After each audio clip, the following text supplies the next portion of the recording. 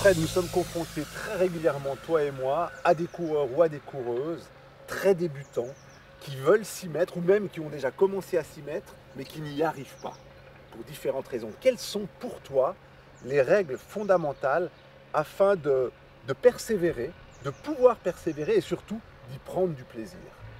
Alors, clairement, la première règle, c'est cette idée peut-être un peu triviale, mais néanmoins nécessaire, du confort respiratoire.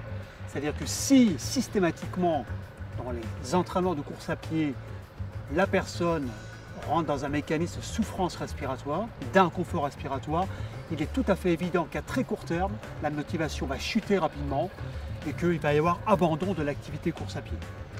Alors le confort respiratoire, oui, mais comment le trouver en courant puisqu'on sait que la course à pied, même à très faible intensité pour certaines personnes, c'est déjà très essoufflant entre guillemets. Alors, tu as raison, on retrouve souvent cette problématique.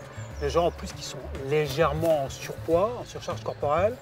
Alors là, il y a une combine assez simple.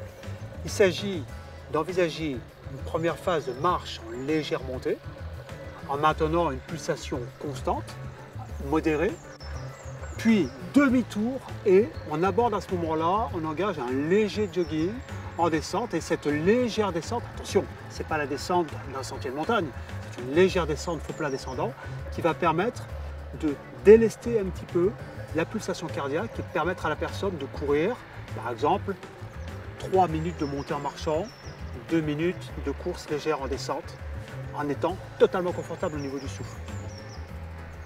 Alors justement Fred, concernant les personnes qui sont en surpoids, doivent-elles d'abord perdre du poids ou peuvent-elles se mettre directement à l'activité physique, à la course à pied?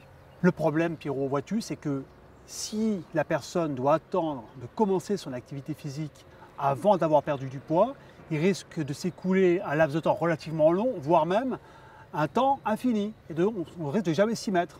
Donc l'idée, c'est de considérer que cette activité physique type course à pied va rentrer dans la stratégie générale de la perte de poids, bien entendu en complément d'efforts alimentaires un peu spécifiques.